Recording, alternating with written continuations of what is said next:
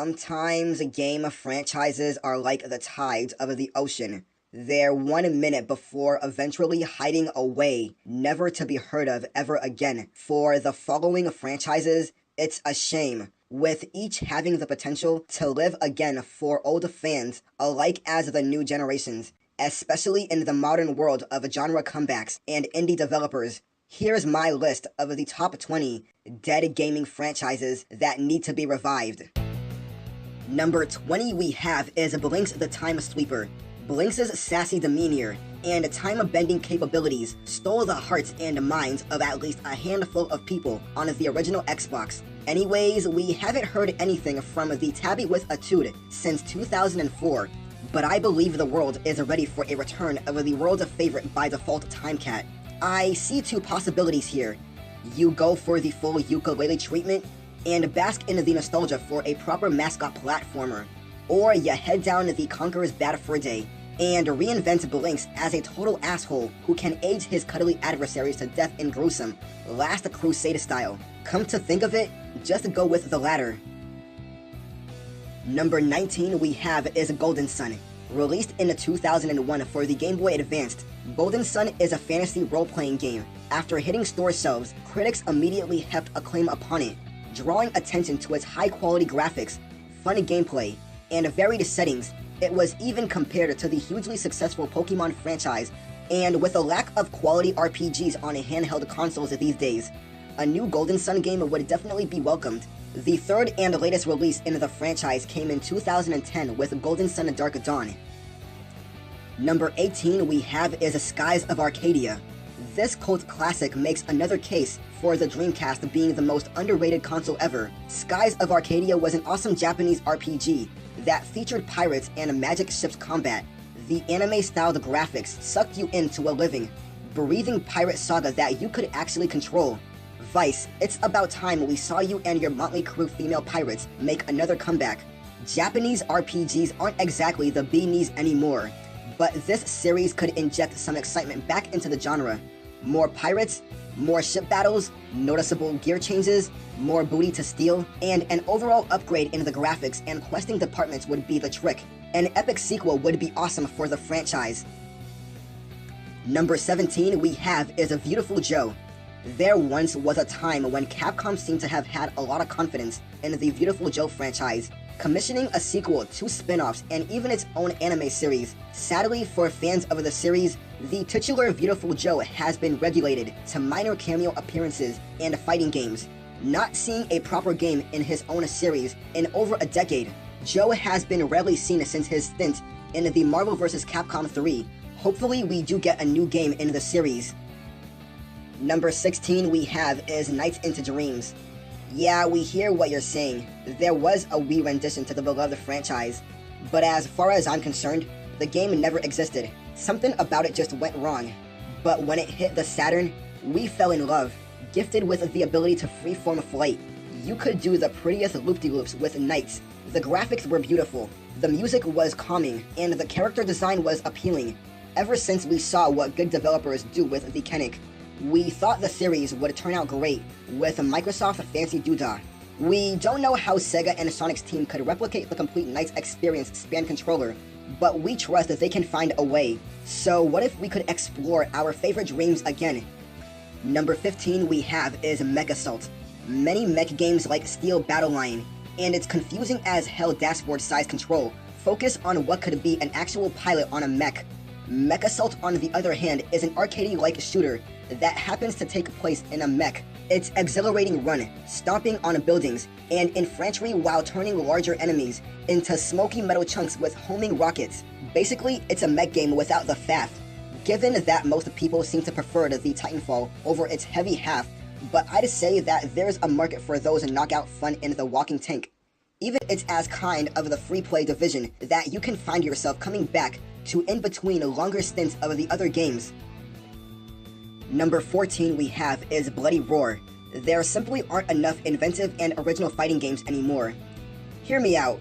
Sure, you have your competitive deep fighters with Street Fighter and over-the-top gorefest with Mortal Kombat, but the Bloody Roar fighting series was something that oozed with the craziness of the 90s, letting you transform into giant beasts which range from lions, wolf, and even rabbits. Although seemingly shallow on the surface, the Bloody Roar series delivered just as much substance as style, offering players for a deep combo heavy system that also catered for casual fighting game players also. The anime designs are bizarre. The story was pretty irrelevant, but by God did Bloody Roar provide one hell of a good time for players. Number 13 we have is Timesplitters. The Timesplitters series was the goof of the substitute for the more serious Halo. The story concept gave the developers an excuse to have a whole range of levels, from the haunted house to alien planets to WW2 throwbacks, and even underground city. The levels even varied and changed depending on what difficulty you were on. That's all well and good, but multiplayer was the reason to buy. We don't mean it in a cliched way, but the volume of options kept the game from going stale. The multiplayer levels were all amazing, especially in the PS2, and you could actually move around without the frustration of getting sniped by someone who played it in 18 hours a day. If you didn't have the internet and everybody hated you, you even had the opportunity to work at the asses of the virtual players. It's exactly from the guys who brought you GoldenEye, and it didn't disappoint, at least to me. Number 12 we have is Golden Axe. Described at a time released as Double Dragons with real dragons, Golden Axe saw Sega mix the traditional side-scrolling fighters with fantasy worlds right out of Conan the Barbarian novel. Using the various weapon-based combos, riddable monsters, and magical spells, your goal was to fight your way to the castle of the sinister Death Adder and reclaim the titular Golden Axe. The arcade original was ported on the Sega Mega Drive with great success, but its 1992 coin off the sequel, Revenge of Death Adder, which is arguably the pinnacle of the series. Sadly, it's never received a home console conversation and hasn't been made available on any platform since. We'd gladly take a digital download of this arcade classic, but for a fully fledged follow-up would be even more preferable. Number 11 we have is Perfect Dark. Let's face it, Call of Duty dominates the first-person shooter market. Sure, you get your occasional BioShock, but most of these shooters online oriented military simulations, so in an era with an abundance of shooters, why are we yawning for another? Because we're some of the last people on Earth who will still have faith in Rare. We enjoyed a brief return in the 2010's remake of the original Perfect Dark, but this unique, insanely addictive shooter hasn't been surfaced again since. This is the type of game that reminds us of the franchise like the No One Lived Forever, which featured a highly cinematic protagonist, but eventually just became a memory. With current generation consoles still in their infancy, we are hopeful that a brand new entry in the Perfect Dark series could come in the fruition sooner rather than later. Number 10 we have is Chrono Trigger. Despite the fact that only 2 games were released in the Chrono Trigger series, the franchise is arguably one of the greatest role-playing games of all time. Having launched on the SNES in 1995, Chrono Trigger received nearly universal critical acclaim and went on to sell millions of copies. In particular, praise centered on its evolution of the genre after the successful Final Fantasy and the casting of characters. It also showcased an amazing open-world exploration, alternate endings, and an interesting skilled combo system. It was so successful, it spawned a PlayStation sequel in the form of Chrono Cross, which functioned as a terrible sequel, but it was a great game regardless. Unfortunately, Square Enix has concreted on its other properties in the intervening years, only releasing the original series on new platforms, rather than developing new entries. Number 9 we have is Streets of Rage, one of the most popular side-scrolling beat-em-ups. Before the turn of the century was Streets of Rage. It redefined what many other titles had done before, and improved upon the formula to create a fast-paced, action-oriented experience that proved to be a huge success. 2 sequels followed, with Streets of Rage 3 being the last installment in 1994. No more titles were developed after the likes of Street Fighter, and Mortal Kombat became the standard of fighting games. However, recent releases such as Scott Pilgrim vs. the World and the Castle Clashers has shown that there is still an appetite for the Streets of Rage type of game. Number 8 is Power Stone. Come on, Smash Bros needs a non-mediocre competitor. And you know what? I don't give a shit. Power Stone was better than Smash Bros. There, I said it. Clearly, the success of each series backs me up on that. Power Stone had an insane scale of mayhem on a system that's as primitive today as a sundial or toilet paper. Think of a mass carnage. There are even few games that could even compete with Super Smash Bros. In terms of offline 4-player brawlers, which is a shame considering that it's a subgenre that is rifled with potential. One such series that recognized this potential was Power Stone, released on the Dreamcast in an early time period when developer Capcom could seemingly do no wrong. Only 2 games were released in the Power Stone series, along with the PSP collection of them, and it's baffling to me that Capcom hasn't returned to it since. People who don't own a Nintendo console are clamoring for an alternative on the PS4 and Xbox, so much so that PlayStation All-Stars Battle Royale managed to pull in decent numbers, despite being a hopeful clone of Super Smash Bros.' own mascot beat-em-up. If Capcom were to revive the series, and introduce a variety of online multiplayer features, something in which the Nintendo series has sorely always been lacking, then finally PlayStation and Xbox gamers would have a great alternative to Nintendo's popular franchise. Number 7 is Jak and Daxter. The PlayStation 2 was a good time for the cartoony action platformers, with Ratchet and Clank, Jak and Daxter, and the Sly Cooper franchise. We wonder why their old and equal stablemates aren't getting revived, with Ratchet and Clank getting a reboot not so long ago. Get someone from Naughty Dog to do it, and you're golden. Jak and Daxter's last game was released in 2013, which in all fairness wasn't so long ago. However, with the launch of a Ratchet and Clank on the next gen, it would only be fitting if this game was to also receive a remake. Either way, it's unlikely that we've seen the last of Jak and Daxter, but we'll have to wait a while before the duo can make a return. Number 6 is Panzer Dragoon. The penultimate franchise on this list is the first one that didn't get the originate in the arcades. The first Panzer Dragoon game was in fact an original exclusive game released in 1995 for the Sega Saturn that wowed audiences with its stunning visuals and really set the bar for all similar games. In essence, the first 2 games in the series were both on-rail shooters, but the gorgeous worlds and backstories made them all more than that. It was in fact these elements that saw Sega transform into RPGs for the last installment on the Sega Saturn trilogy in 1998. 2 different versions for the Panzer Dragoon were released for the handheld systems along the way, before the final game was released for the original Xbox in the form of a Panzer Dragoon Orta. Despite the widespread acclaim, Sega never went back to doing another one. The Xbox One release Crimson Dragon really should have been a new Panzer Dragoon game, showing Sega that if they don't do it, then someone will. Although the game was not without its faults, an open-world Panzer Dragoon game has enormous potential, especially if you added some of the RPG elements to make it a deeper experience, using your dragon to fly over land and sea, join up with allies for the battles, and even turn evil to fight against good if the fancy takes you. Number 5 is FZero. Nintendo has stated a desire to revive some of their classic franchises. Like Virgin's Ding Dong, FZero has remained a doormat for so long. We've now gone over a decade without an update. You know how Captain Falcon's in every Smash Bros? Today's kids don't know who the fuck Captain Falcon is.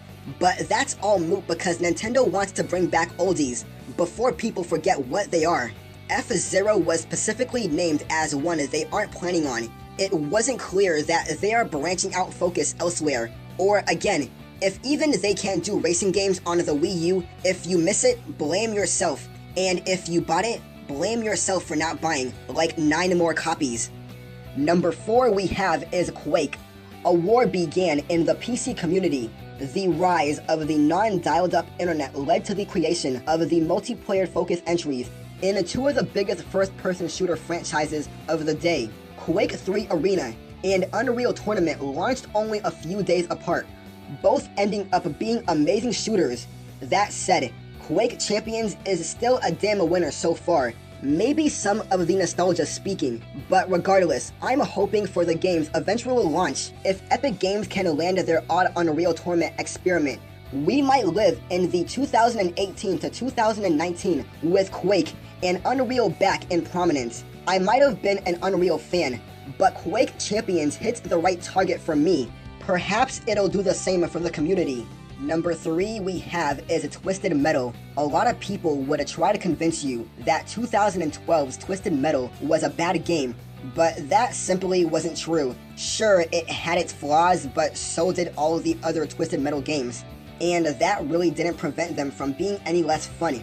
The series creator David Jaffe has stated that he wasn't working on any Twisted Metal game for the PS4, and he left the company who created the game, Eat Sleep Play, in order to pursue free-play releases.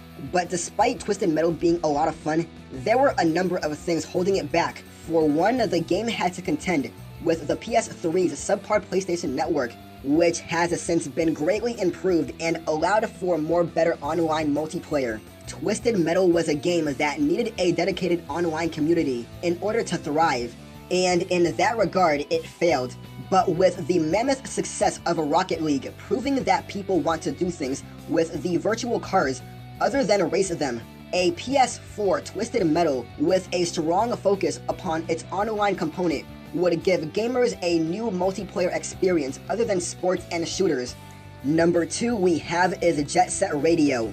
To hell with anyone who didn't embrace the quirky, out-there software that Sega gave us on their final console. Jet Grind Radio was an innovator. A concept laying graffiti on cel-shaded roller skates is likely gone in an era that developers can't afford to miss. But all you see nowadays is generic shooters, racing, and action games. Creativity is missing, and we'd love to see a new Sega throwback. And we can say that because we're not ponying up the millions to put it on the shelves. This game was the definition of fresh. The whole idea of a roller skating miscraft tagging an oppressive city with graffiti simply worked as a video game. The cel-shading graphics were revolutionary at the time the game debuted. The music was on point, every track was one, the characters oozed personality, and using them invade the popo fun. We want to tag up Japan again, Sega. A new Jet Set Radio would do wonders for our creativity. Make that trick a lot crazier, add some new multiplayer modes, and don't be insanely hard on the last one. And the number 1 gaming franchise that needs to be revived is Devil May Cry. Devil May Cry was easily one of the most popular gaming properties in existence, and it definitely deserves to be considered as one of the franchises that Capcom should revive in the future.